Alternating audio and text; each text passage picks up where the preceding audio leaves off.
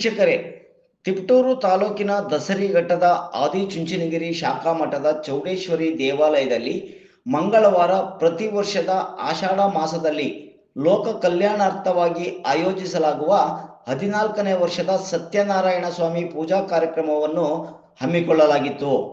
ಸತ್ಯನಾರಾಯಣ ಸ್ವಾಮಿ ಪೂಜಾ ಕಾರ್ಯಕ್ರಮವನ್ನು ಉದ್ಘಾಟಿಸಿ ಮಾತನಾಡಿದ ದಸರಿಘಟ್ಟದ ಆದಿಚುಂಚನಗಿರಿ ಶಾಖಾ ಮಠದ ಚಂದ್ರಶೇಖರನಾಥ ಸ್ವಾಮೀಜಿಯವರು, ಲೋಕದಲ್ಲಿ ಅತಿವೃಷ್ಟಿ ಅನಾವೃಷ್ಟಿ ಸಂಭವಿಸದೆ ಜನರು ಶಾಂತಿ ಮತ್ತು ನೆಮ್ಮದಿಯ ಜೀವನ ನಿರ್ವಹಣೆ ಮಾಡುವಂತಾಗಲಿ ಎಂಬ ದೃಷ್ಟಿಯಿಂದ ಲೋಕ ಕಲ್ಯಾಣಾರ್ಥವಾಗಿ ಸತ್ಯನಾರಾಯಣ ಸ್ವಾಮಿಯ ಪೂಜಾ ಕಾರ್ಯಕ್ರಮವನ್ನು ಹಮ್ಮಿಕೊಳ್ಳಲಾಗಿದೆ ಎಂದು ತಿಳಿಸಿದರು.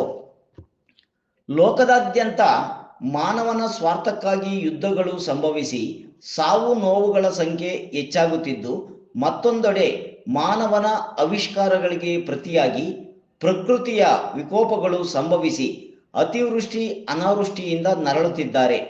ಈ ಬಾರಿ ಉತ್ತಮ ಮಳೆ ಬೆಳೆ ಆಗುವಂತಾಗಲಿ, ಪ್ರಕೃತಿಯ ವೈಪರೀತ್ಯ ಬದಲಾವಣೆಗಳ ಮುಂದೆ ಮಾನವನ ಆಲೋಚನೆ ಅಭಿವೃದ್ಧಿಯ ಚಿಂತನೆಗಳು ನಡೆಯುವುದಿಲ್ಲ.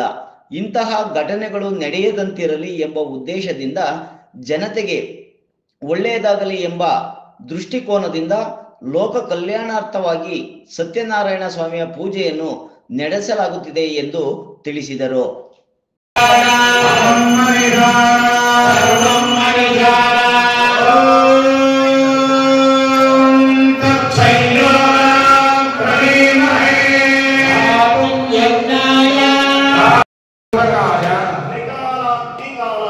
ತ್ರಿಕಾಲ